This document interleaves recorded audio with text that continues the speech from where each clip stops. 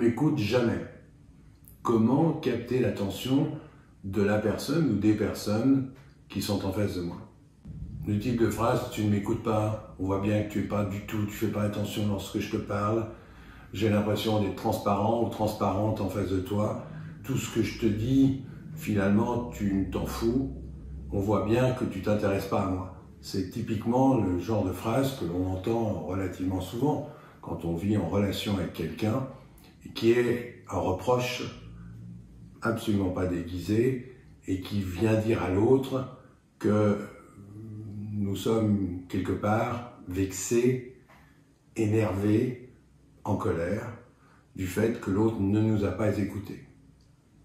C'est important de souligner ça parce que ça veut dire que quelque part derrière cette phrase, nous avons une émotion qui sort de cette façon-là. Et cette émotion, ça n'est pas la tristesse, ça n'est pas de la joie, c'est de la colère. Alors peut-être une petite colère, une moyenne colère, une grande colère, peu importe. Bien entendu qu'elle va être de plus en plus grande, plus ce genre de phrases vont être sorties à l'autre, donc au partenaire. Mais souvenons-nous que derrière cette phrase, eh bien, nous avons une personne qui est en colère. Qu'est-ce que peut faire cette personne si elle n'est pas dirigée par son mental? Eh bien, ça va être évidemment d'en faire quelque chose, c'est-à-dire de pouvoir l'exprimer elle pour elle. Parce qu'autrement, qu'est-ce qui se passe? Et là, on continue la scène. Oui, tu ne m'écoutes pas, dit sur un ton de reproche, de façon assez mordante. Qu'est-ce que fait l'autre? L'autre ressent tout de suite qu'il est en faute, donc il se tend à son tour. Qu'est-ce qu'il va faire? Il va se fermer pour se protéger, ce qui est une réaction naturelle, et lui-même, à ce moment-là, va soit aboyer de son côté quelque chose histoire de se défendre, ou ne rien dire, prendre un air complètement indifférent, ce qui va énerver encore un peu plus la personne qui lui a dit qu'elle ne se sentait pas écoutée, et on va terminer tout cela par un pugilat éventuellement, ou par deux personnes qui sont en ouverture ou en fermeture l'une avec l'autre, totalement en fermeture. La personne qui est en colère, qui n'exprime pas sa colère, est en fermeture, et la personne qui se défend est aussi en fermeture. Donc nous n'avons aucun échange possible entre ces deux personnes, puisque elles sont les deux en fermeture. Donc, que faire? Alors, je vais enlever dans le texte, c'est-à-dire que la personne est en colère, devrait faire quoi? D'abord reconnaître qu'elle est en colère, que ce n'est pas simplement une petite remarque en passant qu'elle donne à l'autre, c'est quelque chose qui la frustre, qui l'énerve, qui la contrarie, et que plutôt d'aller la jeter à la figure de l'autre, bien prendre peut-être ses distances, aller dans sa chambre ou quelque part où elle se sent seule, où elle peut prendre son coussin, son oreiller, gueuler dans le coussin et l'oreiller en disant tout ce qu'elle ne dira jamais à l'autre. Ça peut être violent, parce que si c'est pas la première fois, bien évidemment que ceci étant de la colère accumulée, ça peut être quelque chose d'assez violent, de sortir cette émotion afin de se calmer, de se détendre, et après cela, pouvoir aller dire à l'autre ce que l'on a à lui dire. Et dans ce moment-là, étant donné que la personne s'est donné de l'écoute, du respect, eh bien, elle va pouvoir arriver calmement, et vraiment calmement, pas faussement calmement. L'autre ne va pas devoir se mettre en défensive, puisqu'il ne se sentira pas attaqué, et à ce moment-là, la personne qui a les reproches à faire va pouvoir dire « Écoute, j'ai désir que tu m'écoutes quand je te parle et que tu ne sois pas constamment aux abonnés absents. » Donc, elle n'est pas à ce moment-là en train de lui dire « Je te reproche ceci, cela et tout ». Non, ça va être très calme, ça peut être excessivement chirurgical, c'est-à-dire dire « C'est comme cela et maintenant je désire, parce que c'est mon envie, que tu m'écoutes quand je te parle. » Et ne vous en faites pas, l'autre en face, ayant quelqu'un qui se respecte, va beaucoup plus facilement respecter cette personne. Alors que quand une personne qui ne se respecte pas s'adresse à elle, eh bien, vous êtes certain que l'autre va, bien entendu, ne pas respecter une personne qui ne se respecte pas. C'est ça sur le papier, c'est plus compliqué à faire parce que les gens vont me dire oui mais bon, moi j'ai envie d'être entendu, je sors le truc d'entrée de jeu immédiatement, puis ça me fait un peu du bien. Si vous êtes très honnête, vous verrez que c'est faux. Parce que quelque part, en effet, vous pouvez dire cela, et puis éventuellement, bon, faire que les échanges soient compliqués pour après aller exprimer, c'est une autre possibilité de le faire, mais de toute façon, vous allez devoir passer par l'expression si vous voulez être respecté, donc entendu par l'autre.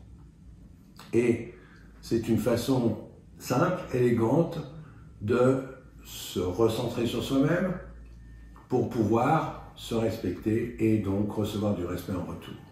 Maintenant, si une personne note que dès qu'elle s'exprime en face d'autres, eh bien, elle n'est pas entendue, dès qu'elle essaye de s'adresser à certaines personnes, ces personnes ne font pas attention à elle, eh bien, il va falloir qu'elle se pose la question, non pas de qu'est-ce qui est faux chez l'autre, mais qu'est-ce que je fais, moi, faux, pour ne pas récolter en retour un intérêt de ces personnes. On a toujours cette facilité d'accuser notre environnement de nos souffrances, d'accuser notre environnement de nos limitations. Alors, ça va être des phrases à l'emporte-pièce. Je ne suis pas écouté par mon mari ou je ne suis pas écouté par ma femme. Ils vaquent à leurs occupations et finalement je suis une quantité négligeable pour eux. Mes enfants ne m'écoutent jamais quand je leur dis de faire quelque chose, etc., etc. Donc les coupables sont les enfants, les coupables sont le mari ou la femme, ou des collègues de travail qui ne vont pas non plus prêter attention à ce que l'on dit. Alors posons-nous la question plutôt que d'accuser cet environnement, de se dire mais qu'est-ce que moi je pourrais faire pour que lorsque je parle, eh bien je sois respecté, donc écouté, entendu. Bien, quand on se rend compte que de façon répétitive, on reçoit cela, se dire, mais est-ce que quand je parle déjà, est-ce que je suis centré? Est-ce que je suis moi-même quand je parle? Parce qu'il y a beaucoup de gens qui vont parler histoire qu'on les écoute, mais ils ne savent pas très bien ce qu'ils ont envie de dire, et ce qu'ils disent, ils essayent de le dire de façon à ce que l'autre prête attention à ce qu'ils disent. Vous vous rendez compte, ça devient très compliqué et très complexe, parce que c'est prêter à l'autre quelque chose qu'on imagine que l'autre a envie d'entendre et de trouver les bonnes phrases pour qu'il se mette à notre écoute. C'est archi compliqué d'une part, et deuxièmement, c'est typiquement le travail du mental. Parce que quelqu'un qui se pose ces questions-là, est-elle centrée? Non, elle est complètement excentrée, elle est en train de chercher l'attention chez l'autre de façon à pouvoir être écoutée. Mais quelque part, elle n'est pas du tout centrée sur son discours, sur ce qu'elle a envie de dire, et ça amène beaucoup de gens à souffrir en disant « mais finalement, on ne m'écoute jamais ». L'autre point qui se passe chez les gens qu'on n'écoute jamais, ou qui estiment qu'on ne les écoute jamais, c'est qu'ils ne sont pas non plus centrés sur eux-mêmes.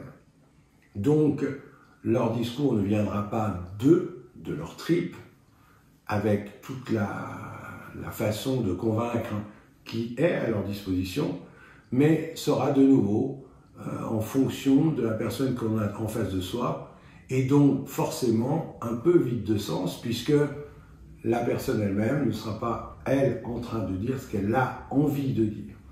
Elle sera en train de penser à ce que l'autre aimerait entendre. Et donc, bien entendu, la plupart du temps, ça se termine par une non-écoute de la personne. Parce que, au-delà des mots, il y a les attitudes que la personne en face de nous perçoit. Il y a tout ce non-verbal, ce non-dit que nous véhiculons. Et si on n'a pas confiance en soi et on est en train de se dire constamment est-ce que l'autre va comprendre ou est-ce que l'autre va vouloir entendre cela, bien entendu que l'autre le perçoit avant même qu'on soit rentré dans la pièce. Il perçoit que nous ne sommes pas centrés et donc peut prêter l'attention à ce que l'on dit. Dans toutes ces situations, on se rend compte d'une chose, c'est que la personne qui désire être entendue, eh bien, n'est pas centrée. Elle n'est pas centrée sur ce qu'elle a envie de dire, ce qu'elle a envie de passer à l'autre comme information. Non, elle est complètement centrée sur l'autre. Donc, première chose à faire, c'est déjà de se recentrer et d'arrêter d'accuser les autres de ce qu'on leur prête comme intention. Si on n'est pas écouté, la plupart du temps, c'est qu'on n'est pas du tout soi-même et donc l'autre ne nous entend pas. Ça, c'est important de souligner que si l'on veut être entendu, si l'on désire être écouté, la première chose à faire, c'est d'être centré sur nous-mêmes. Comment est-ce qu'on parvient à être centré sur soi-même? Bien, vous connaissez déjà la réponse. Il va falloir faire en sorte que le mental, qui est responsable de nous couper de nous-mêmes, eh bien, disparaisse. Il va donc falloir, dans un premier temps, mettre en application le premier pilier de la méthodologie, qui est d'éteindre notre mental en portant notre attention à notre corps physique. Ça peut être bouger les orteils dans nos chaussures ou dans nos pantoufles, ou simplement bouger les orteils si on est ailleurs, sur une plage ou ailleurs. Maintenant, bouger les orteils, ça peut être aussi simplement porter l'attention à notre inspiration et notre expiration. De le faire suffisamment de façon à éteindre ce mental pour ne pas être dans la peur ou dans l'attente que l'autre nous écoute. Parce que quand on est dans l'attente que l'autre nous écoute, bien entendu, on n'est pas centré, on n'est pas dans le moment présent. Une fois fait cela, si en effet on est en face de quelqu'un qui ne nous écoute pas, comme on l'a déjà vu précédemment, eh bien de se donner l'autorisation d'exprimer ce que l'on ressent. Et a priori, il n'y a qu'une seule émotion qu'on va ressentir. On ne va pas se sentir triste, on va se sentir en colère. Ça va nous énerver, nous embêter, nous enquiquiner que l'autre ne nous écoute pas ou qu'on n'ait pas été entendu. Et une fois cette émotion reconnue, de se donner l'autorisation, et c'est le deuxième pilier de la méthodologie, de mettre en application ce deuxième pilier, c'est-à-dire de ressentir et d'exprimer l'émotion que nous avons. Et je souligne que ça se fait seul, pour soi-même, pour se faire à soi-même du bien. Et ce faisant, on s'apporte de l'intérêt, du respect, de l'amour. Et du même coup, on va être capable de transmettre ce que l'on a envie de dire et d'être entendu et d'être écouté. On évitera de parler dans le vide, on évitera de parler uniquement pour plaire à l'autre, et donc on se sentira mieux. Alors bien entendu que l'abandonnique, lui, qui sait déjà, parce qu'il a intégré cela en lui, qu'il n'est pas aimable, est une personne typique qui va beaucoup souffrir souvent du fait qu'on ne l'écoute pas. Pourquoi? Parce qu'il rentre, avant même d'avoir la discussion, déjà avec même pas, c'est pas une intuition, mais son mental déjà lui dit que de toute façon, il n'a pas beaucoup d'importance, que de toute façon, l'autre en face ou les autres en face ne vont pas l'écouter parce qu'il est quantité négligeable. Et bien entendu que ceci va être perçu par les autres, même si les autres n'en ont pas conscience, ils savent que de toute façon, l'abandonnique, lui, ne se respectant pas, il n'est pas respectable. Et cela va être quelque chose qui va habiter l'abandonnique, ayant toujours cette peur d'être rejeté, de ne pas être écouté, donc tôt ou tard d'être abandonné. Et cette peur, on a déjà vu dans les autres modules, eh bien, ça va être quelque chose qui va l'habiter, mais pour lequel on peut parfaitement se guérir en revenant dans le moment présent et en vivant notamment ces émotions dont on a parlé, et notamment celle de la colère. Ça paraît simple, c'est plus complexe, parce qu'évidemment tout ceci est lié, dans le sens qu'il n'y a pas simplement une personne qui estime qu'on n'écoute pas. Quand on estime qu'on est non aimable, eh bien c'est à la fois le fait qu'on ne va pas être écouté, à la fois le fait que l'on ne peut pas plaire, et tout ceci, ou qu'on va plaire mais pas aux bonnes personnes. Donc tout ceci évidemment est beaucoup plus complexe, mais la démarche est toujours la même. Et c'est ça qu'il faut retenir et qui est important. La démarche, c'est de s'apporter de l'amour, parce que c'est comme cela que l'on peut guérir de cette blessure d'abandon. Et comment fait-on pour s'apporter de l'amour? Bien, écoutez ce que j'ai dit précédemment. C'est toujours aussi la même chose. Se recentrer, ça veut dire s'apporter de l'amour, ça veut dire être dans le moment présent, vivre ce que l'on ressent et retrouver toutes les qualités que l'on a en soi.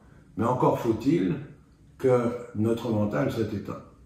Donc le plus grand ennemi, c'est pas les autres, c'est notre mental.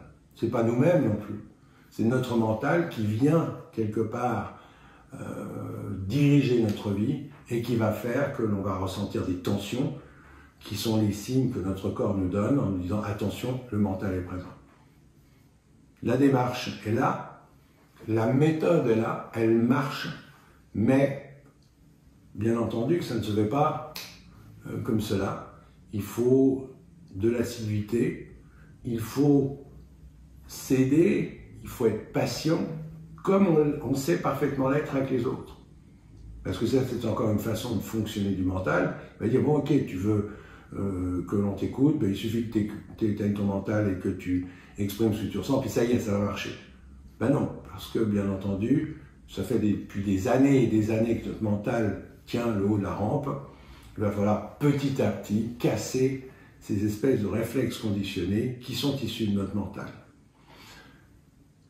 Lorsqu'on accompagne quelqu'un à découvrir quelque chose, on l'encourage. C'est aussi une petite marque d'amour qu'on peut se donner à soi-même. En disant, ok, j'ai pas fait tout juste, mais je suis dans la direction, je m'accompagne moi-même dans cette démarche et je m'encourage plutôt que de me critiquer constamment.